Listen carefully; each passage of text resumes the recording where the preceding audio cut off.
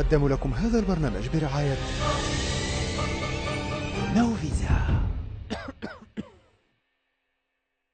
السلام عليكم متابعي قناة هل تعلم. إسبرطا كانت من أفضل وأقوى المدن الإغريقية في زمانها، تغلبت على أعدائها بفضل جيشها المعروف بالانضباط والتنظيم وحسن التخطيط والمهارة القتالية، حتى إن كلمة أسبارتي تعبر في وقتنا الحالي عن المحارب الجسور المكرس لخوض المعارك. إليكم 5 معلومات مثيرة للاهتمام عن أولئك المحاربين الإغريقيين القدماء. خامسا، كان على الإسبرطيين إثبات جدارتهم منذ الولادة. قتل الأطفال حديثي الولادة كان شائعا في العصور الغابرة، لكنه في إسبرطا كان يمارس بإدارة الدولة. كان كل الأطفال الإسبرطيين يمثلون أمام لجنة تفحصهم للتأكد من عدم إصابتهم بإعاقات جسدية، وأولئك الذين لم يكونوا مؤهلين وفقا للمعايير المحددة كانوا يتركون ليموتوا. يقول المؤرخ الإغريقي بلوتارتش إن الأطفال المصابين بعاهات كانوا يرمون في هوة عند سفح جبل تاغيتاس، وعلى الرغم من دحض تلك الخرافة إلا أن ما كان يحدث حقا لا يقل وحشية عن ذلك. فحين كان يحكم على طفل إسبرطي بعدم الأهلية للخدمة كجندي في المستقبل، كان على الأرجح يترك عند منحدر مجاور ليموت، أو قد ينقذه غرباء ويتبنوه. حتى الأطفال الذين كانوا يجتازون الفحص لم يكونوا بوضع أفضل بكثير، إذ كانوا يغسلون بالنبيذ بدلا من الماء لاختبار قدرتهم على الثبات والتحمل، وينبذون إن بكوا،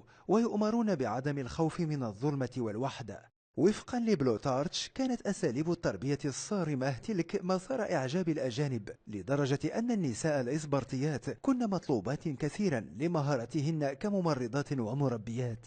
رابعا، كان الأطفال الإسبرطيون يخضعون لنظام تعليمي بأسلوب عسكري.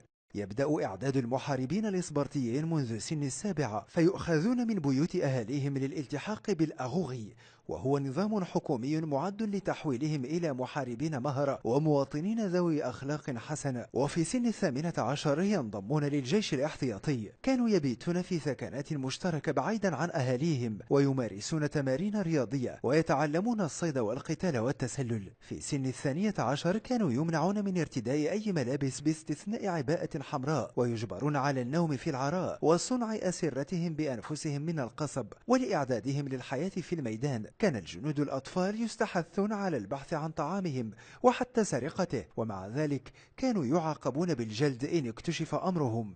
لم يكن الجلد عقوبة فقط، إذ كان المدربون يصطفون ويتعرضون للجلد فردا فردا، ومن يصمد منهم حتى النهاية يكون الأكثر تكريما. كان كل واحد من الأولاد الخاضعين لنظام الأغوغي يسلم لمعلم خاص غير متزوج، وظيفته هي أن يكون أبا بديلا وقدوة لشريكه الصغير. عند إتمامهم دورة الأغوغي كان الشبان يفرزون لمجموعات، حيث كان يرسل بعضهم إلى الأرياف وليس بحوزتهم سوى سكين، ويجبرون على البقاء أحياء بالاعتماد على مهاراتهم وما تعلموه أثناء تدريبهم. كان ذلك التدريب يدعى كريبيتا، والهدف منه هو البحث عن الهيلوتيين الذين ينتمون للطبقة الدنيا وقتلهم، وهو جزء من الحملة الشاملة لترويع الهيلوتيين وإرهابهم. مثلما كان على كل الرجال أن يكونوا مقاتلين، كان على كل النساء إنجاب أولاد. كان يسمح للبنات الإسبرطيات بالبقاء مع أهاليهن، لكن كن أيضا عرضة لنظام تعليمي وتدريبي صارم. بينما كان الشبان يستعدون لخوض الحروب، كانت الشابات تتدربن على الرقص والرياضات البدنية ورمي الرمح والقرص، للاعتقاد بأن ذلك يقويهن بدنيا استعدادا للأمومة.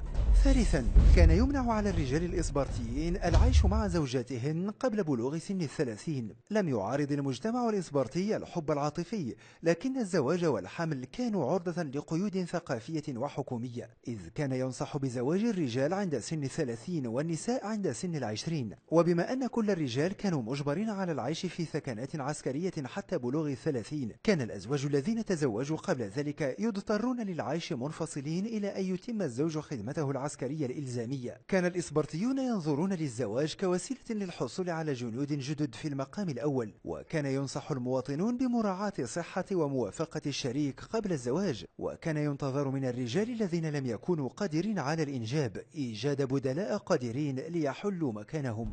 ثانيا، كان يفترض بكل الرجال الإسبرطيين أن يكونوا جنودا مدى الحياة. على الرغم من قسوة النظام التعليمي العسكري في إسبرطة، لم يكن لدى الشبان خيار سوى أن يعيشوا كجنود ليكونوا معززين مكرمين.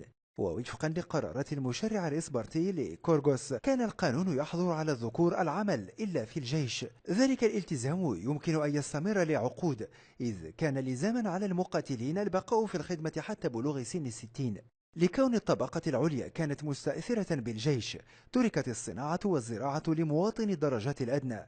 العمال والتجار والحرفيون المهرة كانوا ينتمون لطبقة من الأحرار غير المواطنين ممن كانوا يعيشون في محيط منطقة لاكونيا، بينما كانت طبقة الهيلوتيين الفقيرة المستعبدة التي تشكل غالبية الشعب تعمل في الزراعة. من سخرية القدر أن الخوف المستمر من ثورة الهيلوتيين كان من الأسباب الرئيسية لتكريس نخبة الإسبرطيين أنفسهم لبناء جيش قوي بالدرجة الأولى. أولا، الاستسلام في المعركة كان الخزي المطلق. كان على الجنود الإسبرطيين أن يحاربوا ببسالة وحتى آخر رجل منهم. الاستسلام كان يعتبر منتهى الجبن، والمقاتلون الذين تعمدوا عدم القتال كانوا يشعرون بخزي شديد لدرجة أنهم كانوا في النهاية ينتحرون. وفقا للمؤرخ القديم هيرودوتس، عاد جنديان إسبرطيان لم يشارك في معركة ثيرموبيلي الشهيرة إلى موطنهما مخزيين، فشنق أحدهما نفسه لاحقا، والآخر لم يعوض عن تقصيره إلا بعد أن قتل في المعركة التالية. حتى الأمهات الإسبرطيات كن معروفات بحث أبنائهن على المشاركة في الحملات العسكرية، ويقال إنهن كن يرسلن أبنائهن إلى الحرب ويقولن لهم: عودوا مع دروعكم أو عليها. إن مات جندي إسبرطي في المعركة كان ينظر إليه على أنه أكمل واجبه كمواطن، ووفقا للقانون فئتان من الناس فقط تحفر أسماؤهم على شواهد قبورهم، وهما النساء اللواتي يموتن أثناء الإنجاب، والرجال الذين يقتلون في المعركة.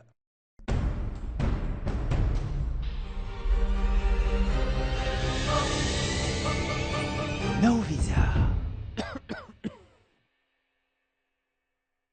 إن أعجبك الفيديو لا تنسى الإعجاب والاشتراك في القناة. جميع الحقوق محفوظة لدى قناة هل تعلم. إلى متابعي قناة هل تعلم، السلام عليكم. أحمل لكم اليوم نبأ سارا، فمن الآن وصاعدا سنتوقف عن إعادة رفع المقاطع التي سبق نشرها في القناة السابقة، وسنقدم لكم فقط كل ما هو جديد وحصري من المقاطع الجديدة والمفيدة المنتقاة بعناية والمتميزة بمحتواها وتقديمها عبر هذه القناة، قناة اكتشف. وللراغبين في مشاهدة الحلقات السابقة التي لم ننشرها بعد في هذه القناة، فيمكنهم مشاهدتها على القناة الاحتياطية على الرابط المكتوب في الوصف أسفل هذا الفيديو. أما هذه القناة فسنعرض فيها فقط المقاطع الحديثة التي تنشر لأول مرة على قناتكم قناة هل تعلم. نتمنى أن تقضوا برفقتنا أوقاتا ممتعة ومفيدة، ونعدكم أن نبذل كل جهدنا لنقدم لكم كل جديد ومفيد من الحقائق والمعلومات من مختلف المجالات والاهتمامات. دمتم بود ومحبة، والسلام عليكم ورحمة الله وبركاته.